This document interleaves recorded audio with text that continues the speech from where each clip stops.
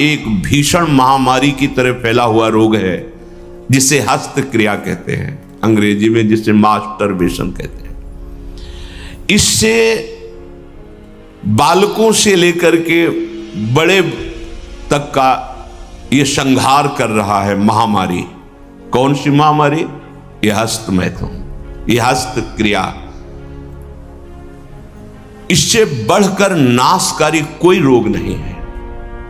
बहुत ध्यान देने योग्य बातें हैं। आज शर्माया जाता है बातें अपने बच्चों से पूछने में, या अपने शिष्यों को उपदेश देने का यही समय नहीं। उपासना की नींव तो मजबूत होनी चाहिए, तब तो उपासना का मैल खड़ा है। कैसी बातें कर, हम क्रियाएं कर रहे हो, तुम्हें शर्म नहीं आ रही, गंदे आचरणों में उतर रहे, शर्म नहीं आ रही, और उनका निवारण कैसे होना है इस बात के सुनने और बोलने में तुम्हें शर्म आ रही, कैसी मूढ़ता छा रही है। ये कराल काल के पंजे में फंसा करके जीवित रहने पर भी मुर्दे के समान कर देता है। ये बड़ा दुर्भाग्य हो रहा है कि आज हमारी समाज इससे पीड़ित होती चली जा रही है। हितधाम में सायंकाल के समय कुछ समय चर्चा होती थी, तो जो पुराने हैं उनको याद होगा, 70-75 वर्ष के उन्होंने माइक में कहा था कि पूर्व बचपन की अभ्यास आज तक नहीं छूट पा रही, मुझे बचा लो। बड़ा आश्चर्य हुआ था कि इतना समय जब इस ब्रह्मचर्य के विषय में चर्चा हुई, उन्होंने सुना तो वो चूंकि कहीं ना कहीं पवित्रता हृदय में थी, तो बोल पड़े माइक में खड़े होके कि इतनी आयु है पर मैं ऐसी गलती आज भी करता हूं, अब मुझे बचा लो। इस महारोग का आना सहज है, पर इससे पिंड छुड़ा लेना बहुत ही कठिन है। किसी डॉक्टर की ना किसी दवा की कोई सामर्थ्य नहीं इसको छुड़ा सके। बहुत गौर से सुनना, और प्रायः इसको बहुत हल्के में लेकर के अपने जीवन को नष्ट किया जा रहा है। ये सबसे बड़ी क्रूरता अपने साथ तुम कर रहे हो। यदि हस्त क्रिया के द्वारा अपनी जीवनी शक्ति को नष्ट कर रहे हो, आपकी नस नाड़ियों से जीवनी शक्ति निचुड़ रही है, ये तुम्हारा नाश कर देगी।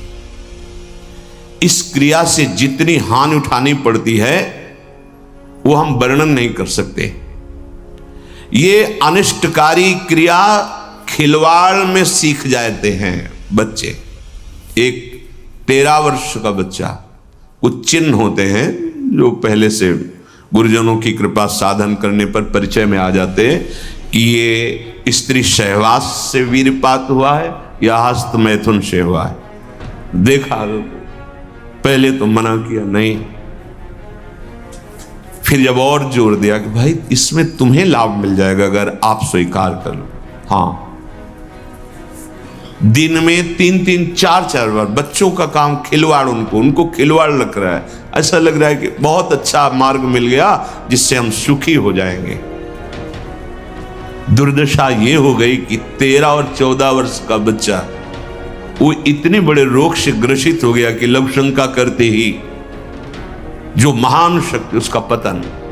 अब न भजन में रुचि, न किसी सेवा में रुचि, पागलों जैसी बात।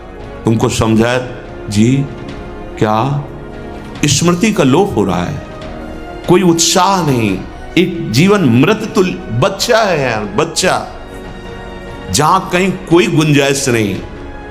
जैसे अग्नि के ऊपर चला जाए तो कैसे चला जाएगा, एकदम पैर ऐसे ये अवस्था किशोर अवस्था है, ब्रह्मचर्य पूर्ण जीवन, एकदम उछलता हुआ जीवन, तेज। कैसा भी कोई हो, किशोर अवस्था बड़ी सुंदर अवस्था होती है, प्रकाश आता है, क्योंकि उस समय तक गलत संबंध। आज तो किशोर अवस्था प्रारंभ होने से ही ये दुर्दशा, मोबाइल, कुसंग, ये सब बहुत नष्ट कर रहा है। इसे खिलवाड़ समझा जाता है। और दुर्भाग्य की बात कि जो हमारे सलाहकार हैं वो उनको कहते हैं इससे रिलैक्स हो जाओगे। ओ, अंग्रेजी का शब्द है वो, हाँ, कौन सा, जो भी स्टेशन हो फ्री स्टेशन, बोले उससे मुक्त हो जाओगे। होश में, होश में। ये उन महापुरुषों के वचन हैं जो ब्रह्माकार वृत्ति में स्थित है। जैसे किसी लकड़ी में घुन लग जाता है और वो खोखली हो जाती है, ऐसे ही शरीर जर्जर हो जाता है।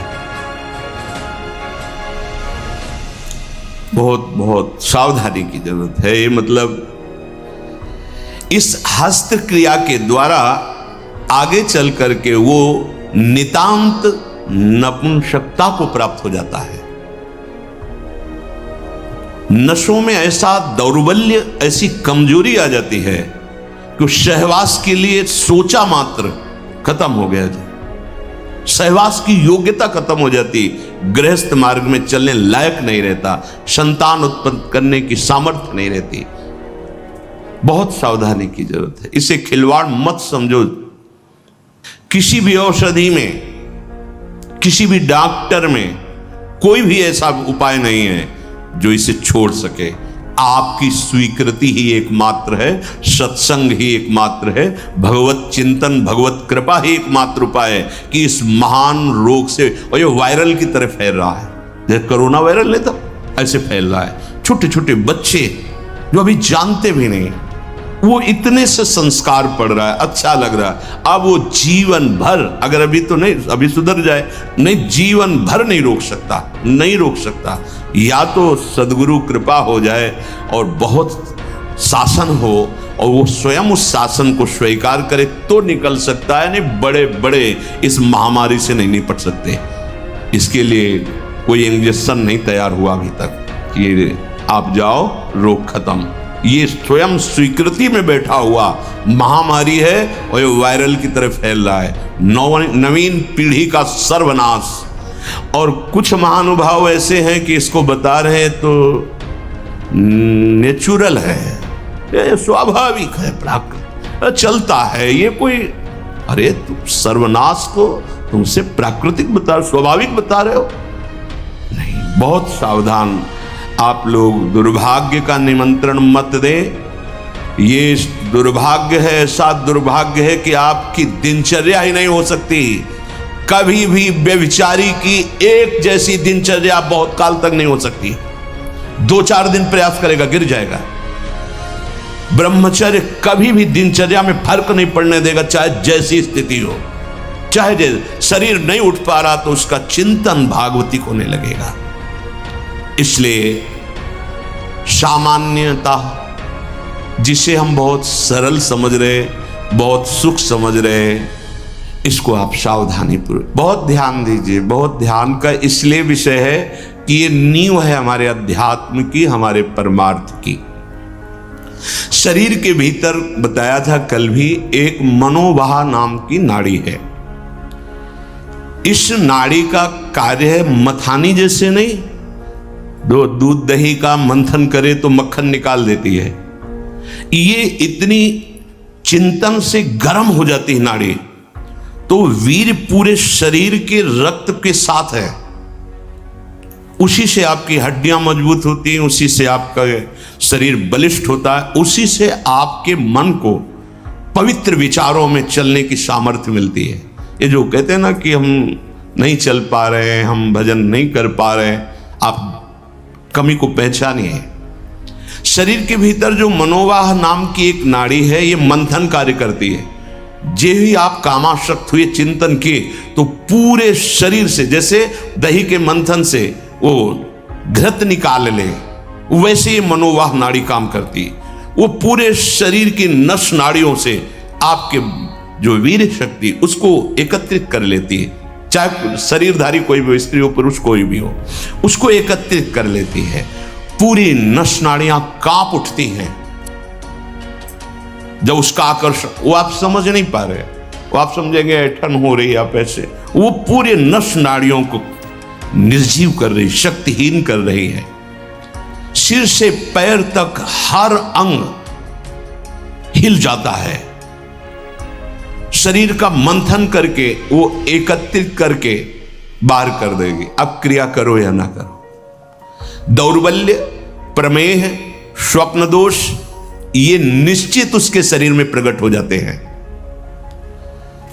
शरीर के रक्त में एक सफेद और दूसरे लाल कीट होते हैं। सफेद कीटों में बाहरी आए हुए प्राकृतिक प्रहार, रोगों के प्रहार से लड़ने की सामर्थ्य होती है।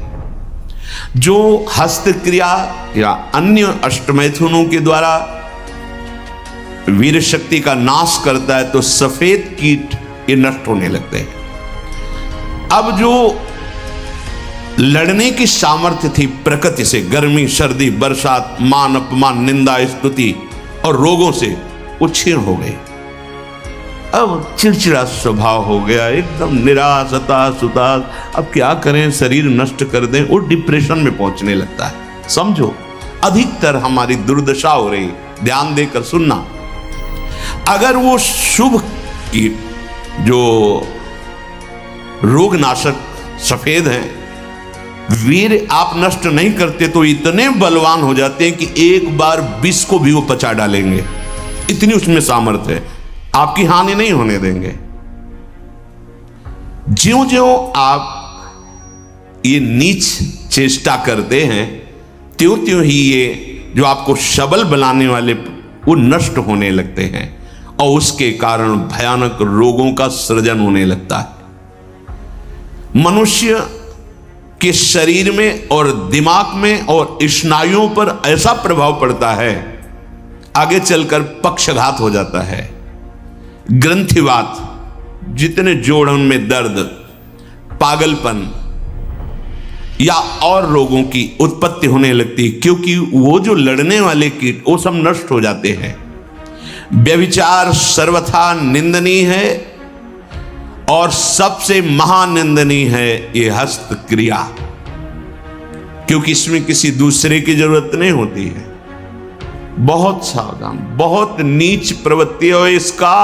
वायरल की तरह, जैसे वायरस होता है वो वायरल हो जाता है, ऐसे हो रहा है, ऐसे जिसको देखो सुख का साधन माने हुए है, नवीन अवस्था अपने को नष्ट कर रहे और प्रमाण उनको मिल जाता है ऐसे बहिर्मुख लोगों से जो कहते हैं कि हाँ, आपका हृदय ठीक रहेगा, आपका स्वास्थ्य ठीक रहेगा, आप दिमाग से एकदम शांत हो जाए। कैसा नीच उत्तर है, कैसा उपदेश है, नाश करने वाला। तस्मात् शास्त्रम प्रमाणम ते कार्या कार्य व्यवस्थितो। आपने वेद पढ़ा है, आयुर्वेद। कौन सी डॉक्टरी ऐसी कहती कि ऐसा करने से आप स्वस्थ हो जाओगे? शास्त्र प्रमाणित, धर्म प्रमाणित उपदेश होना चाहिए। छोटे छोटे बच्चे, नवीन बच्चे जब ये सब पढ़ते हैं और ये सब सुनते हैं, धिक्कार है जीवन को, जो हमारे नवीन पीढ़ी को बर्बाद किया जा रहा है। ऐसे नाटक, सिनेमा, ऐसे उसमें जिसमें हमारी जो संयम की वृत्ति है वो सब नष्ट हो जाए। इस क्रिया के द्वारा सबसे पहला धक्का हृदय पर लगता है। इसका धक्का बार बार लगने से यक्षमा, हृदय रोग और स्मृति का नाश ये शुरू हो जाते हैं। इसे राजक्षमा कहते हैं। यही रोग हुआ था विचित्र वीर को। 2 पत्नियों के संयोग में बावरे हो गए, समझ नहीं पाए सिद्धांत को। भयानक हृदय रोग, हृदय का कमजोर हो जाना, जरा सी बात में घबराहट पैदा होना, डर जाना, उत्साहहीन हो जाना, है क्या बात है, एकदम कोई बात नहीं, बेमतलब कल्पना में, पर ये आपके ब्रह्मचर्य नाश का लक्षण है। ऐसा अभागा मनुष्य जीता हुआ भी मृत्यु तुल्य है। मस्तिष्क में बिजली की तरह इसका प्रभाव पड़ता है ब्रह्मचर्य नाश का। वो एकदम क्षीण करता चला जाता है। याददाश्त नष्ट हो जाना, शरीर में एक अजीब सी पीड़ा होना, खाली खालीपन महसूस होना, सुबुद्धि का पूर्ण रूप से ह्रास हो जाना, प्रतिभा न रह जाना, तेज न रह जाना, उत्साह न रह जाना और पागल सा व्यवहार होना, ये शुरू हो जाता है ब्रह्मचर्य नाश से। मस्तिष्क कमजोर होते ही आंखों की ज्योति लड़खड़ा जाती है। ऐसे देखिए, अवस्थागत बात है। अभी ब्रह्मचर्य रह करके आप देखो, ये तो प्राकृतिक नेत्र हैं, आपके दिव्य नेत्र खुल जाएंगे। कान में सुनने की शक्ति, दांत के मसूड़ों का फूल करके दांतों को जो रोकने की शक्ति, शरीर की शक्ति, ये सब नष्ट हो जाती है, क्योंकि ब्रह्मचर्य सबका आधार है। बहुत जल्दी बाल झड़ना, बाल पकना, जैसे राजा के नष्ट होने पर संपूर्ण सेना बंदी बना ली जाती है, ऐसे ही शरीर का राजा है ब्रह्मचर्य वीर। इसके नष्ट होने पर हर इंद्रिय, हर नस नाड़ी पराजित हो जाती है। आंख, नाक, कान, जिह्वा, वाणी, पैर, त्वचा, आंतें और इंद्रियां, ये सब असमर्थ होने लगती है। पाचन शक्ति पर बहुत बुरा प्रभाव पड़ता है। अब ये नाश नहीं तो और क्या, जीते जी नाश है। हस्त क्रिया से संपूर्ण शरीर ढीला, फीका, दुर्बल, कमजोर और रोगों का प्रादुर्भाव होने लगता है। मुख की कांति हीनता बढ़ती चली जाती है। मुख प्रसन्न तन तेज विराजा, कीन्ह से रामचंद्र कर काजा। यार चेहरा देखो, वैसा लगता है जैसे सब उड़ गया, कुछ नहीं रह गया, बस केवल सजावट सजावट रह गई है। पवित्रता, जितेंद्रियता, बल, अध्यात्म चिंतन कुछ नहीं, शून्य। बस वही वर्तमान भोगों का चिंतन, कैसे भोगूं, भोगे हुए भोगों का चिंतन। बस आप देख लो अपने हृदय में झांक करके। संपूर्ण जीवन विषयानंद में फंस जाता है। इंद्रिय दुर्बलता के कारण अगर वो गृहस्थ में भी गया तो गृहस्थ में भी अपने धर्म का पालन नहीं कर पाता, क्योंकि उसकी जो शक्ति है वो नष्ट हो चुकी है। संतति सुख से भी हाथ धो बैठता है। फिर जो उसको जलन और शोक होती, क्योंकि वो जो कर्तव्य करना चाहिए गृहस्थ का वो नहीं कर, उसकी सामर्थ्य नहीं रह गई। अब वो अपनी बात तो बता नहीं सकता किसी से। अब जो अंदर जलन हो रही उसका निराकरण कहीं नहीं है। सावधान हो जाइए, ना वैरागी और ना गृहस्थ कुछ नहीं रह पाओगे यदि ये गंदी बातें आप नहीं त्याग पाए। बोलो ऐसे आदमी की सुख की आशा क्या, और अंत में इसका परिणाम महापाप नरक मिलता है। ऐसा थोड़ी है कि आप सोचो कि मेरा शरीर मैं जो चाहूं कर लूं। नहीं नहीं, आपको दिया गया ये भागवतिक है, आपको प्रभु की तरफ से मिला है। जैसे आपका शरीर है और अभी रिपोर्ट कर दी जाए कि आप अपने शरीर को नष्ट करना चाहते, आपको दंड मिलेगा इस बात का। आप शरीर का सतमार्ग में प्रयोग कीजिए, आप इसका असत मार्ग में आप इसको नष्ट करने का अधिकार नहीं रखते। यहां भी तो फिर भागवतिक विधान में तुम्हारा इतना अधिकार कहां कि तुमसे मनमानी नष्ट कर दो। दुर्बल चित्त हो जाता है, संयम बिल्कुल नहीं रहता। जब कभी उसको इसका दोष अनुभव में आता है सुनने में, तो प्रतिज्ञा करता है, पर ऐसी हजारों प्रतिज्ञाएं वो रोज करता है, रोज तोड़ता है। क्यों? क्योंकि वो बल ही नहीं रह गया है। जो इस वासना से पीड़ित है, अगर थोड़ा भी हृदय सात्विक है तो शर्मिंदा रहता है। उसकी अजीब स्थिति अंदर रहती है, खुलकर किसी से बात नहीं कर सकता, आंख मिलाकर बात नहीं। और जो मलिन हृदय का होता है वो इतना अकड़ करके इतना राक्षसी प्रवृत्ति का हो जाता है, बिल्कुल ढीठ। ये दो वृत्तियां आती हैं जो ब्रह्मचर्यहीनता होती है। यह तो इतनी शर्मिंदगी, थोड़ा सा भी हृदय अगर सात्विक है वो ग्लानि, और यह भी इतनी दुष्टता। जो आनंद में हसमुख होना चाहिए वो उदास, एकदम तेजहीन। उसकी सूरत देखने पर लगता है रोने वाला ही है। स्वभाव में रुक्षता होती है, चिड़चिड़ापन, क्रोधी, निस्तेज, आंखें अंदर धंसने लगती, यहां खालीपन होने लगता है, एक खालीपन, एक काला सा चिन्ह। बहुत बहुत सावधान। ये इतना भयानक रोग है कि जवानी में भी वृद्धावस्था के लक्षण प्रकट होने लगते हैं।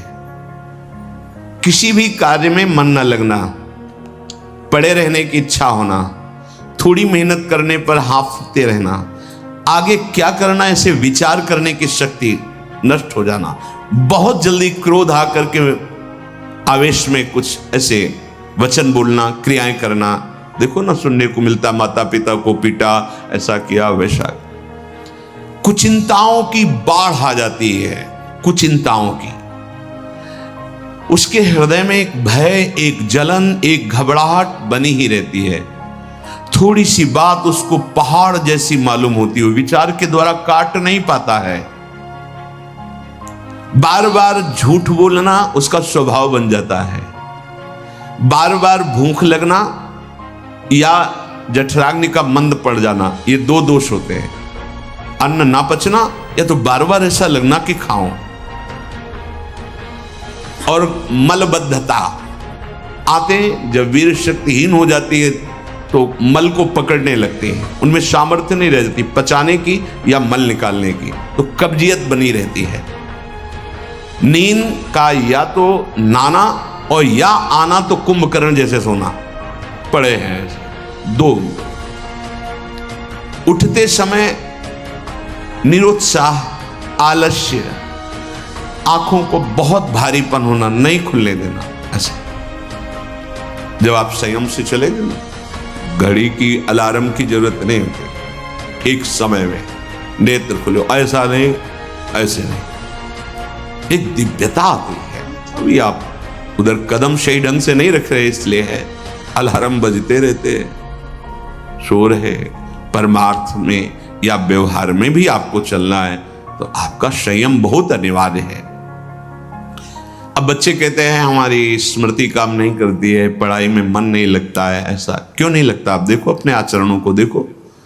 पढ़ाई, ये तो इतने टेबलेट, इतना है सब, एक बार बोल दीजिए, कभी भी जीवन में पूछ लीजिएगा, उसे दोबारा पढ़ने की सुनने की आवश्यकता नहीं।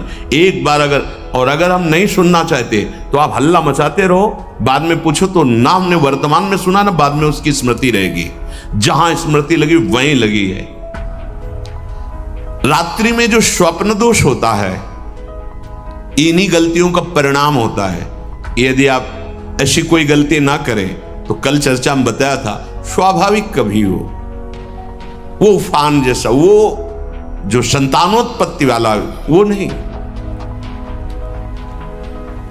जो हस्त क्रिया से युक्त हो गया है वो अनुभव करे, लघु शंका के पहले या बाद में देखना, जो जीवनी शक्ति है वो आपको ह्रास होती दिखाई देगी, बूंद बूंद निकलते दिखाई दी, कितना सर्वनाश कर रहे हो। बाद में तुम सोचो हम ये विटामिन खा लेंगे, वो खा लेंगे, कुछ नहीं, उसकी पूर्ति नहीं हो सकती, उसकी पूर्ति नहीं हो सकती। आगे इसमें आता है, ये जो आयुर्वेदिक औषधियां दी जाती हैं ये बलिष्ठ होती हैं, और ये चूंकि आपकी प्रवृत्ति गलत है, वो बलिष्ठ होकर आपको और कामोत्तेजना प्रदान करेंगी। तुम रोक कैसे पाओगे? संयम नहीं। इसीलिए कोई औषधि नहीं है, आप स्वयं औषधि हैं उसके। आपका दृढ़ निश्चय और कुछ व्यायाम, प्राणायाम, आहार शुद्धि और नाम जप, नाम जप, इससे आप शासन में ला सकते हैं। इस बात को कौन अपने बच्चों को बैठाल कर समझा रहा है?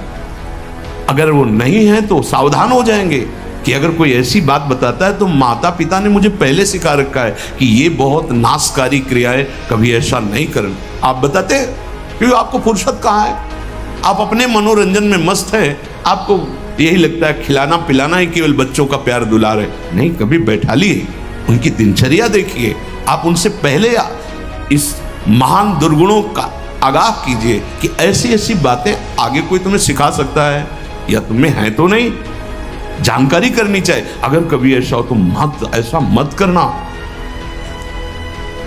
जो नवयुवक हैं, हाथ पैरों के जोड़ों में दर्द मालूम दे रहा है, शिथिलता हो रही, दिमाग में एक सनसनी बनी रहती है, आपको ये अश्लील चित्र देखना अच्छा लगता है, गंदी बातें करना अच्छा लगता है, ये सब उसी हस्त क्रिया का परिणाम है।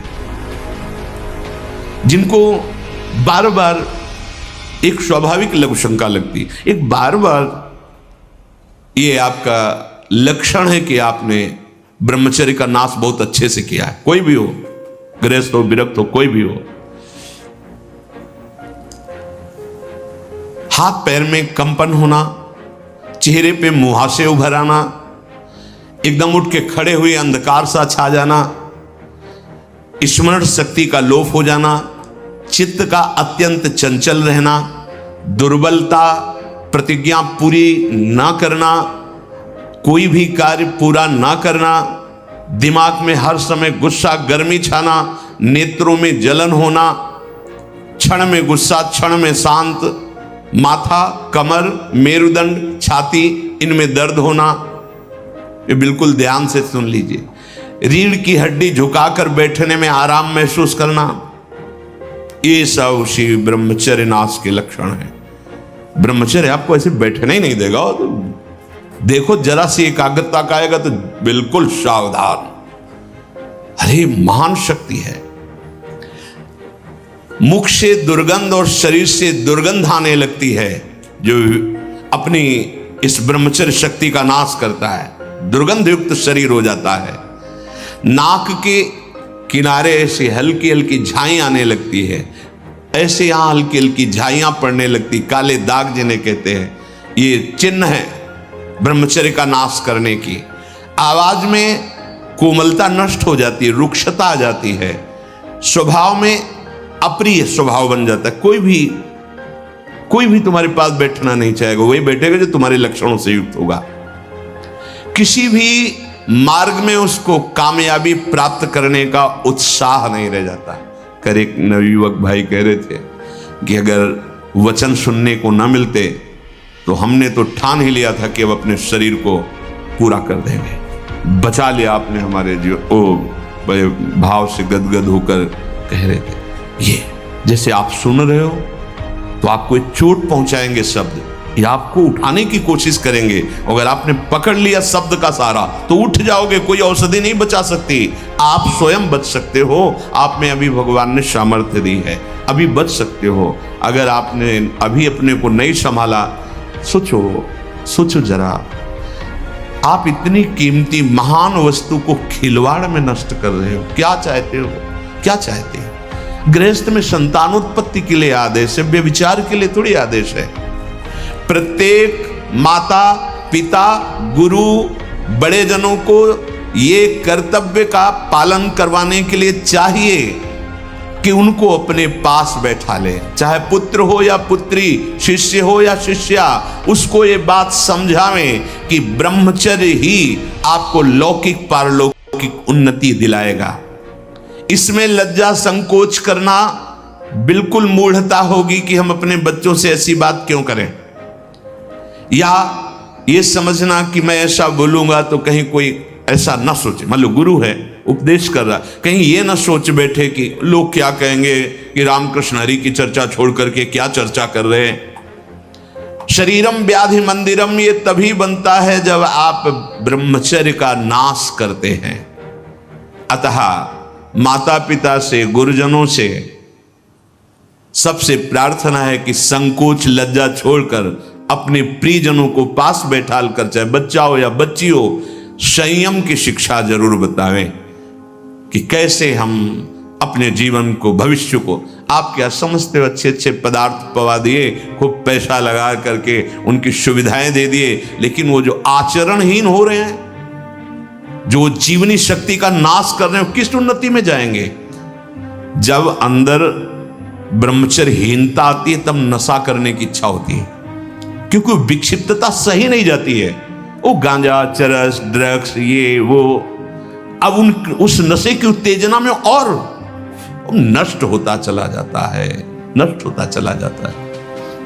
आप अपने ब्रह्मचर्य का नाश किए, आपके अंदर उस विक्षिप्तता को सहन करने की सामर्थ्य नहीं रही, आप नशे पे उतर गए। अब नशा आपको सर्वनाश की स्थिति में पहुंचा दिया। ये बहुत गंभीर विषय है जीवन का। केवल फर्राटेदार श्लोक बोलकर उनके अर्थ कर देने से समझ में नहीं आएगा। पहले आप अपने आचरणों को सुधारिए, अपनी जीवनी शक्ति की रक्षा कीजिए, तो बिना उपदेश के भी अंदर से आप ऊंचाई पर चढ़ने लगेंगे। और चाहे जितना उपदेश दे लो और चाहे सुन लो, अगर आचरण पवित्र नहीं है तो जहां हो वैसे ही रहोगे, क्योंकि आचरण पवित्रता ही आपको उठाएगी।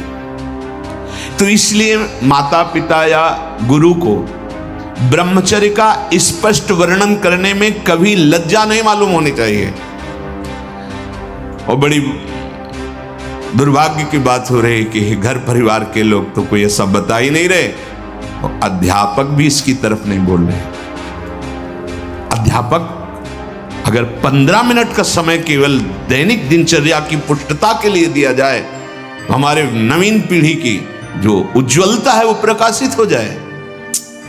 अब हमारे तो समय में ऐसा पढ़ाया नहीं गया था, लेकिन नवीन बच्चे जो जुड़े उन्होंने बताया कि ये सब विषय पढ़ाया जाता है, तो उसके संयम का शब्द नहीं, ऐसा तो कुछ नहीं बताया गया है। क्या है ये जीवन? आप उस जीवन को पतन की तरफ ले जा रहे हैं। ये विद्या है। विद्या तो विनय सिखाती है, विद्या तो संयम सिखाती है, विद्या तो भविष्य को उज्जवल करने वाली वस्तु होती है। क्यों विद्या को कलंकित किया जाए? अगर आप बच्चों की नशा प्रवृत्ति जो बढ़ रही उसको नहीं रोका गया, व्यभिचार प्रवृत्ति बढ़ रही उसको नहीं रोका गया, तो हमें लगता है विद्या का मतलब क्या रहा? विद्या जो है वो गंभीरता, संयम, विनय ये प्रदान करने वाली होती है। विद्या उद्दंडता। आज का विद्यार्थी अपने माता पिता की अवहेलना करता है, शास्त्र वाक्य की अवहेलना करता है और स्वयं अपनी अवहेलना करता है। अपने जीवन को पतन गर्त में गिरा रहा है, चाहे वो बच्चा हो चाहे बच्ची हो। कैसे? तो उचित है कि लज्जा त्याग करके, चाहे 15 मिनट का ही केवल हो, लेकिन दैनिक दिनचर्या कैसी होनी चाहिए विद्यार्थी की, यही हमारे गुरुकुलों में सिखाया जाता था। यही संयम बर्ताव करने के कारण वो गृहस्थ में रहते हुए भी राजर्षि कहलाते थे। राजा है पर वो ऋषि शब्द उनके आगे राजर्षि। वो गृहस्थ होते थे पर बंधनीय होते थे। आज हम किस दशा को पहुंचते चले जा रहे हैं? अरे तुम न गृहस्थ हो न विरक्त हो, तुम भगवान के निज जन हो। मनुष्य शरीर भगवान की प्राप्ति के लिए हुआ है। हाँ, तुम्हें भगवान ने गृहस्थ मार्ग दिया, किसी को विरक्त दिया है। अपने अपने कर्तव्य की पूजा करते हुए भगवान को प्राप्त करो। ये मनुष्य जीवन का परम लाभ है। अपनी कोई भी गुप्त बात अपने गुरुजनों से छुपानी नहीं चाहिए। ये अपनी तरफ गुरुजन माता पिता अपने जनों को समझाएं और अपनी सावधानी कि कोई भी गलती वो तुम्हारी गलती नहीं है। तुम्हारा मन बुद्धि, तुम्हारी इंद्रियां तुम्हें गलत फंसा रही हैं, तुम निर्णय नहीं कर पा रहे हो, तो तुम अपनी बात अपने प्रियजनों से, गुरुजनों से जो सही सलाह दे सके उनसे आप रखो। डरो मत, आप उसे छुपाओ मत, घबराओ मत कि अगर हम ऐसा कहेंगे तो हमारे प्रति गंदी दृष्टि हो जाएगी, तो नीच। ऐसा नहीं होता। ऐसे जैसे डॉक्टर होता है, हम उसको अपनी बात बताते हैं तो सही दवा देखता है, ऐसे ही गुरुजनों से जब हम अपनी कमी बताते हैं तो कृपा करते हैं। वो आराध्य देव से प्रार्थना करते हैं, वो हमें ऐसे उपदेश देते हैं जिसके कारण हम ऐसे दलदल से ऊपर उठ जाते हैं। पर हम वो पूछे भी तो हम छुपाना चाहते हैं। इतना प्रिय मानते हैं मन बुद्धि को। मन बुद्धि के द्वारा हमारा जो पतन कराया जा रहा है, हम उसको इतना छुपा के रखते हैं कि करुणा करके यदि गुरुजन पूछे भी तो हम उसे झूठ बोल देते हैं कि नहीं ऐसा कुछ नहीं है। नहीं, आप इतना साथ मत दीजिए इस दुष्टता की प्रवृत्तियों का कि आपका बहुत पतन हो जाए और आप पुनः चढ़ने लायक न रह जाएं अध्यात्म मार्ग में। कई लोग ये समझते हैं कि यदि हम समाज में ब्रह्मचर्य की बात, हस्तक्रिया आदि की बात, शिशु मैथुन आदि की बात करेंगे तो कहीं लोग हम पर ऐसा न सोचे कि ये कैसे शब्दों का उच्चारण कर रहे हैं। बिल्कुल नहीं, लज्जा नहीं करनी, क्योंकि जो नहीं जानते हैं वो इस बात को जानकर सावधान हो जाएंगे और जो गलत करते हैं वो अपने को बचाने की चेष्टा करेंगे।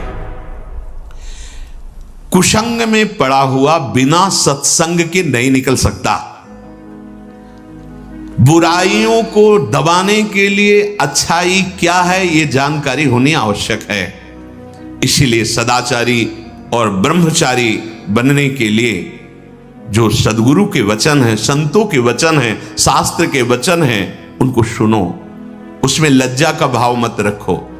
यदि गुरुजन अच्छे ढंग से अपने शिष्यों को समझाएं तो प्रभाव पड़ता है। यदि माता पिता अपने बालकों और बालिकाओं को बैठाल कर समझाएं तो अच्छा प्रभाव पड़ता है। यदि स्कूल में कुछ ही मिनट जो अध्यापक जन हैं इस विषय पर प्रकाश डालें तो उसका प्रभाव पड़ता है। जितनी धातु पौष्टिक औषधियां ली जाती हैं वो सब शोध के देखी गई, उनमें बलवर्धक होता है। और आपकी वृत्ति कामोत्तेजक है तो वो बल आपके अंदर काम वृद्धि ही करेगा जाके। बहुत ध्यान देने योग्य बात है कि ये आयुर्वेदिक औषधि ले लेते हैं, ये ले लेते हैं तो आपकी गति गलत है, इसलिए पावर जाएगा औषधियों का, गलत ढंग से ही प्रयोग हो जाएगा। कोई भी ऐसा वैद्य समर्थ नहीं है जो तुम्हें इस हस्तक्रिया को रोकने की औषधि दे दे। बहुत सुंदर बात है। तुम्हें कोई ब्रह्मचारी बना सके ऐसी कोई औषधि नहीं। एकमात्र मन को प्रभु में लगाकर नाम जप करो और जो संयम बताया जा रहा है वैसा करो, सब ठीक हो जाएगा, सब ठीक हो जाएगा। तुम समर्थ बन जाओगे अपनी इंद्रियों को रोकने के लिए। उपासक पहले भोजन पर सुधार कर रहे। भोजन और बुद्धि का परस्पर बड़ा घनिष्ठ संबंध है। सात्विक आहार निसंदेह आपको इस क्रियाओं से विजय प्राप्त करवा देगा। ध्यान से सुनिए, सात्विक आहार, जब आप भोजन पा रहे हो उस समय नाम जप जरूर चलना चाहिए। अगर उस समय गलत दृश्य देख करके, गलत बातें चिंतन करके भोजन पाओगे तो उसका प्रभाव आपको और गलत में लगा देगा, भले सात्विक भोजन है। ध्यान दीजिए, भोजन के समय जरूर बड़ा आनंद मिलता है। जैसे आप प्रसाद पा रहे हो और आपका अभ्यास फिट है, अब लगा दिया प्रथम यथामति प्रणमो श्री वृंदावन तीरम श्री राधिका कृपा बिनु सब, बड़ा पद है। देखत नव निकुंज सुन सजनी लागत है यति चारु, पद अंदर चल रहा है और अब प्रसाद। चलो नहीं ऐसा आपका अभ्यास, राधा राधा राधा, उस समय व्यर्थ की वार्ता, उस समय व्यर्थ का चिंतन, व्यर्थ के दृश्य देखते हुए भोजन, गलत संस्कार पड़ रहा है। सात्विक आहार आपने पाया पर विचार आपका सात्विक नहीं है, अधार्मिक विचार है, दुष्ट भाव है, तो सात्विक व्यर्थ हो जाएगा भोजन, वो उसी को सपोर्ट करेगा। भोजन के समय बिल्कुल सावधान रहो, वो आपकी नस नाड़ियों में फैलकर वैसा ही प्रभाव फैलाएगा जैसा आप चिंतन कर रहे हैं। भोजन के समय जैसा विचार होता है ठीक वैसा ही आपका स्वभाव बनता है। महापुरुषों का स्वानुभव पूर्ण सिद्धांत है कि भोजन के समय सावधान।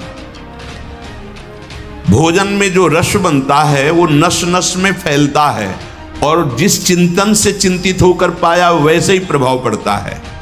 स्थूल भोजन का सूक्ष्म विचार पर प्रभाव पड़ता है, कई गुना प्रभावशाली प्रभाव आपके चिंतन का पड़ता है भोजन में। बहुत शुद्ध भोजन हो, सात्विक भोजन हो, पर आपका विचार भोजन करते समय सही नहीं, आपका चिंतन सही नहीं।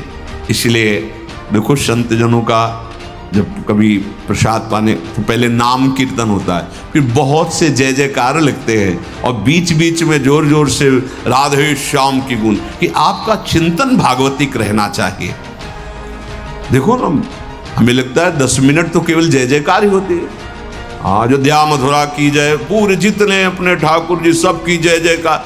वो रसगुल्ला की तरफ देख रहा है पर अब जय पूरी हो तब ना जय जय बोलना ही पड़ेगा, कीर्तन करो। ये कितनी सुंदर प्रणाली है। भोजन बहुत सात्विक, बहुत, ये जीवन बड़ा उज्जवल भविष्य करने के लिए मिला है। भोजन के समय पवित्र, उच्च, निर्भय, शांत और भगवान नाम जप, ऐसे भाव होने चाहिए। उपासक को जिसे ब्रह्मचर्य रहना है, 2 समय भोजन हल्का या 1 बार भरपेट, 24 घंटे में पर्याप्त है ब्रह्मचारी के लिए। 2 बार तो हल्का, केवल 2 ही समय भोजन करे। पहला भोजन का समय 10 बजे से लेकर 1 बजे के बीच में, दूसरा संध्या होने के बाद 8 बजे तक, इसके बाद नहीं। अगर इसके बाद आप पाते हैं तो आपकी दिनचर्या में फर्क पड़ेगा। वो आपके कई दोष प्रकट कर दे। देखो, जीवन को यदि आप मंगलमय प्रकाशशील बनाना चाहते हैं तो महापुरुषों के वचन मानने पड़ेंगे।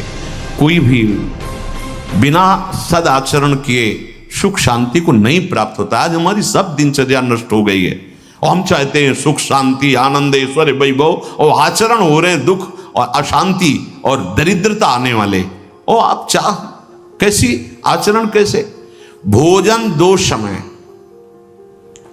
बहुत ध्यान से, पहला 10 से 1 बजे तक और मध्याह्न में भोजन पाने के बाद चाहे 15 मिनट ही हो आप विश्राम कीजिए, दाएं बाएं करवट सीधा। ऐसे दिन में अगर आपको रात में सोने से पर्याप्त नींद हो जाती है तो फिर दिन में सोने की जरूरत नहीं, नाम चिंतन करते हुए फिर आप बैठ जाइए, फिर अपनी दिनचर्या में लगिए। शाम के 8 बजे तक भोजन हो ही जाना चाहिए, क्योंकि घंटा आध घंटा टहलना अपनी दिनचर्या, और फिर आप शयन कीजिए, फिर आप जग जाइए समय से। अगर आपको भगवत मार्ग में संयम पूर्वक चलना है तो आपको इस सुधारना होगा। हमें लगता है प्राय आप जो अपनी साधकों की दिनचर्या शायद इसी के अंतर्गत ही है। अगर आपका 2 बार भोजन में विक्षेप पड़ता है तो 1 बार भोजन अच्छे से पा लीजिए, थोड़ा मध्याह्न में विश्राम, बस राधा राधा। अगर चल जाए तो जैसे मिलता है आधा लीटर दूध या 250 ग्राम जो भी, शाम को उसको पी लीजिए।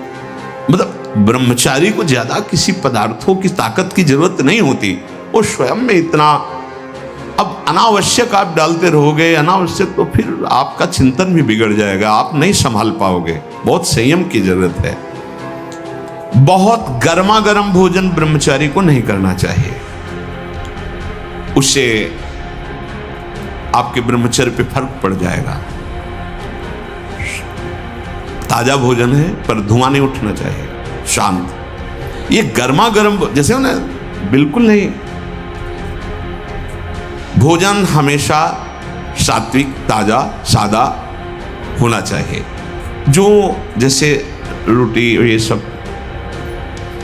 मठरी आदि जैसे 1-2 दिन, मीठा आदि 1-2 दिन, लेकिन जैसे रोटी आदि ये शाम की बनी सुबह नहीं पाई जा सकती, क्योंकि उससे फिर बुद्धि में प्रमाद और तमोगुण बढ़ने की चेष्टा। बासी अन्न नहीं। अच्छा, भिक्षावृत्ति में ये बड़ी सामर्थ्य है कि हमारी झोली में मांगने पर जो आया वो ब्रह्म स्वरूप है, उसका कोई इन सतोगुण रजोगुण तमोगुण से कोई उसका प्रभाव नहीं। ये भिक्षान्न में बहुत बड़ी सामर्थ्य है। राधे श्याम बोला, कोई 5 दिन की सूखी रोटी दे दे वो हमारे लिए अमृतमय, वो नहीं होगा कि ये तो बासी है, क्या तमोगुण पैदा करेगी कि नहीं, वो महाप्रसाद स्वरूप हो जाती है। लेकिन अगर सुविधा है तो ताजान, बहुत गर्मा गर्म नहीं, सात्विकन और कम से बहुत लाभ होता है। आपकी सारी जीवनी शक्ति आत्म पचाने में लग जाती है। अच्छा, एक बार पच नहीं पाया दोबारा फिर उतना ही जान लिया तो भजन क्या करोगे? थोड़ा जो जीवनी शक्ति है उसको आप ईश्वर के ध्यान में, चिंतन में लगाने। जिस दिन आप व्रत रहते हो, जो एकादशी, तो आप देखो उस दिन ज्यादा भजन होगा, अल्पाहार। अगर आप अन्न को उतना ही सीमित पाए जो आपके भजन में विक्षेप न डाले, ये ठूस ठूस के यहां तक भर ले, क्यों? तुम शरीर हो क्या? तुम्हारा विषय है क्या? अरे समझो, बेकार को इस थैले को मोटा करते चले जा रहे हो। ये थैला है। उठने में परेशानी, चलने में परेशानी, बड़ी समस्या दिनचर्या करने में। अब इतना बड़ा पेट हो गया तो दिनचर्या कैसे करें? कैसी दिनचर्या होगी? काहे को इतना खा रहे हो? बोले वो घटाने की दवा ले रहे, किसी दवा की जरूरत नहीं है। सीधे मूंग की दाल उबालो, 2 रोटी शुरू करो। 1 महीने में अगर तुम्हारी चर्बी न कम हो जाए तो मैं बताना। रोज सुबह टहलो, थोड़ा व्यायाम करो। अगर जानकारी हो तो जो योगी जन आपको प्राणायाम की पद्धतियां बताए, और सात्विक भोजन, अपने आप ठीक हो जाओगे। पाना है पिज्जा बर्गर, पाना है तुमको संसारी को। अब चर्बी बढ़ती चली जा रही, आगे पीछे, न उठने की सामर्थ्य न बैठने की। भाई वृद्ध हो गए हो तो बात अलग है, यहाँ तो जवान के से मतलब ये पेट निकलना मतलब अपने जीवन को खोखला कर देना है। बोलो अपनी दिनचर्या को कैसे कर पाओगे? अब इतना मोटा शरीर बनाने से कोई लाभ नहीं है। आप समझते हो, स्वस्थ शरीर उसे नहीं कहते कि जितना मोटा हो गया स्वस्थ शरीर। आपकी दिनचर्या स्फूर्ति युक्त होनी चाहिए, वो उचित आहार से। युक्ताहार विहार भगवान के वचन हैं। ये जो शब्द लिखे, ये अच्छे पदार्थों को ठूस ठूस कर खाने का स्वभाव ये आपको संयम में नहीं रहने देगा। बढ़िया काजू पड़ी, किशमिश पड़ी, खीर है, अब हटाओ। अरे किसको पिला रहे हो, किसको? ये रसेंद्री के संतों ने कहा है, घाटी नीचे माटी, बस इतना का खेल है। इतने के नीचे गया सब बेकार हो। अब फूल रहा है, गैस बन रही, कब्ज बन रही, डकार इधर घूम रहे, उधर, काहे को परेशानी मोल ले ली। छोटी कटोरी जरा सा, राधा राधा, स्वाद भी हो गया, प्रसाद भी हो गया, शरीर पुष्टता के लिए। ब्रह्मचारी को काजू बादाम पिस्ता हलवा रबड़ी रसगुल्ला की नहीं आवश्यकता है, प्रार्थना मान लीजिए, नहीं जरूरत है। वो अपने आप में एक महान बल धारण किए हुए है। पर अब यही समस्या है कि ना संयम समझ पा रहे हो, ना आहार को समझ। ये आहार तुम्हारा विषय नहीं है। आपको ठीक प्राणों का पोषण करने के लिए उतना जल, उतना अन्न, उतना पौष्टिक आहार देना है, जिससे हमारा मन हमारे कार्यों में हमारे अनुसार चले, जो शास्त्राज्ञा है। बहुत नमकीन, लाल मिर्च, गरम मसाला, कचौड़ी, पकौड़ी, बहुत मिठाई, चाय, काफी, प्याज, लहसुन, ये इंद्रियों को भयंकर चंचलता प्रदान करते हैं और वीर शक्ति का नाश करने में बहुत इनका योगदान है। पूज्य पादुड़िया बाबा से किसी ने कहा कि बाबा हम तो जहां भिक्षा मांगते हैं वहां प्राय पकवान ही मिलता है। बाबा ने कहा कोई बात नहीं, अगर 4 रोटी पाते हो तो 2 कचौड़ी ले लीजिए, बस हो गया, कोई परेशानी नहीं होगी। 4 की है, 2 पा लीजिए। एक बार पूज्य बाबा, बहुत से साधक जन बाबा का, तो कुछ ऐसी कच्ची और मोटी पूड़ी बनवाई और कुछ हल्की एकदम बहुत पकी हुई पूड़ी बनवाई। पकी हुई पूड़ियों को पहले परोसा गया, उनके ऊपर कच्ची पूड़ियां रख दी गई, 1-1, 2-2, और बाबा खड़े हो गए, आ भाई पाओ सब। तो कुछ जो साधक संयमी थे तो ऊपर से शुरू किया, और कुछ साधक जो स्वाद वाले थे वो ऊपर के हटा करके बाबा रुक खड़े हो, क्यों ऐसा किया? तो बाबा वो नीचे वाली पकी थी और ठंडी हो जाती, घर जाओ बहू ले, गरम गरम बनवा पाओ, बाबा जी बनने लायक नहीं हो। अगर रसेंद्री की तृप्तता, रसेंद्री की पूर्णता की तुम्हारी भावना है तो तुम जनेंद्री को नहीं रोक सकते हो। ये वैराग्य मार्ग है। स्वयं बाबा, बहुत महापुरुषों ने भगवत प्राप्ति के लिए स्वयं कष्ट को वर्ण किया। गिरिराज में कोई बहुत बड़े धर्मात्मा पुरुष आए थे, सब संतों को भंडारा कर रहे थे, और उधर बाबा भी पहुंच गए। तो सन्यासी महात्माओं के चरण धोकर वैसे ही आचार्य पद्धति से पवाया जाता था, और जो बाहरी भिक्षु कैसे होते थे उनको लाइन में खड़ा किया जाता था। बाबा लाइन में खड़े हुए जाके, और उनको मोटी रोटी दी जाती थी, और वहाँ खीर, पकौड़ी, कचौड़ी ये सब ऐसे चलता था। वहाँ दक्षिणा भी दी जाती, उनको केवल मोटी रोटी दी जाती थी। ये कई दिन ऐसा उन्होंने सदाव्रत की तरह, तो बाबा उस लाइन में खड़े हुए, 4 रोटी उनको मोटी मोटी मिली, आ गए और एकांत में 2 रोटी पाई और 2 रोटी जमीन में ऐसे गाड़ दी। और जब पता चला कि पूज्यपाद उड़िया बाबा जी आए हुए हैं, तो वही धर्मात्मा सेठ और सब अंगूर और सेव के झबिया बड़ी बड़ी लेके जहाँ बाबा थे वहाँ गए, प्रणाम साष्टांग, बाबा हो भाग्य आपके, बाबा आप चरण पधराए अंदर। बोले नहीं, हम तो ले आए हैं आपके यहाँ से भिक्षा। कब बाबा? बोले ले आए हैं और 2 पा चुके हैं और 2 कल पाएंगे। और ऐसे रज हटाई और कहे 2 है। अरे बाबा आप? बोले यही तुम्हें हम समझाना चाहते थे कि आपको क्या पता कौन सा महापुरुष किस, ये क्यों भेद जनित भोजन देते हो, एक को ऐसे और एक को ऐसे।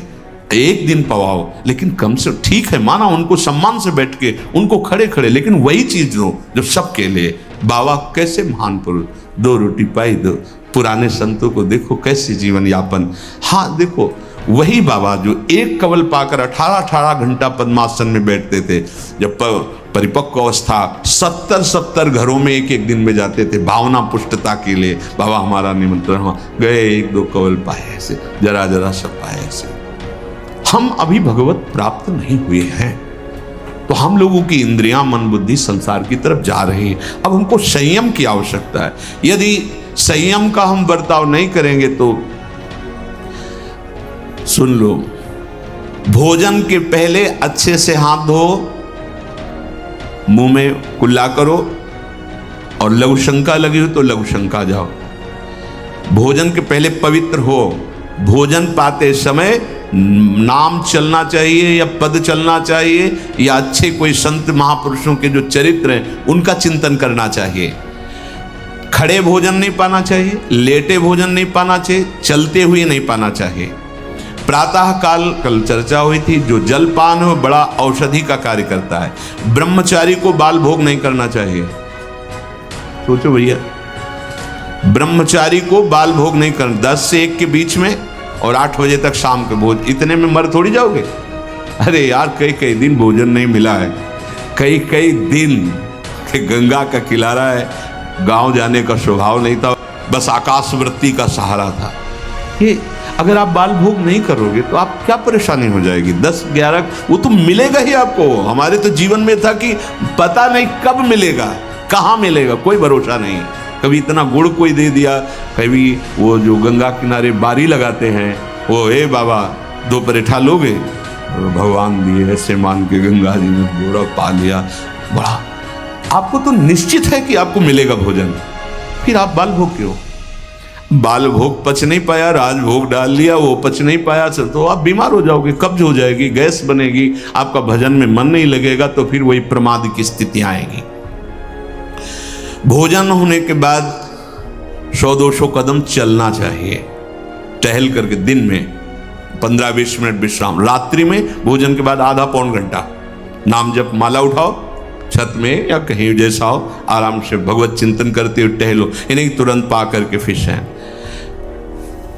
कल बताया था, उपासक को 3 लीटर पानी पीना ही चाहिए। उससे पेशाब के द्वारा बहुत सी जो शरीर को कष्ट देने वाली वो पित्त आदि ये सब तैयार वो निकल जाते हैं। कब्ज की बीमारी पानी की कमी और गरिष्ठ पदार्थों के पाने से होती है, ये नहीं होना चाहिए। तभी आप ब्रह्मचर्य। जल पीते समय धीरे धीरे आराम से पीना चाहिए, गट गट गट ऐसे नहीं, राधा राधा नाम लेते थोड़ा थोड़ा 5 मिनट में धीरे धीरे। प्यास की पानी से ही बुझाएं प्यास को। सोडा वाटर, लेमन या ठंडे पेय पदार्थ जो शीशियों में आते हैं, हाँ, ये ब्रह्मचर्य, संयमी, भगवत मार्ग, ये सब चीजें ले भाई।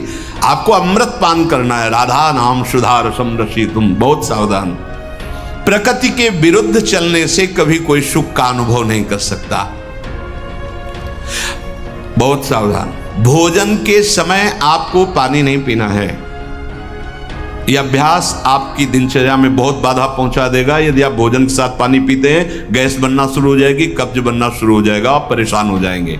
अगर आपको भोजन में पानी की आवश्यकता लगती तो आप आधा घंटे पहले थोड़ा पानी पी लीजिए, भोजन के आधा घंटा पहले, और भोजन के समय बिल्कुल मत पीजिए, और भोजन के आधा घंटा 1 घंटा बाद आप छक के पानी पी लीजिए, उतना जितना श्वास और भजन करने में परेशानी ना पड़े।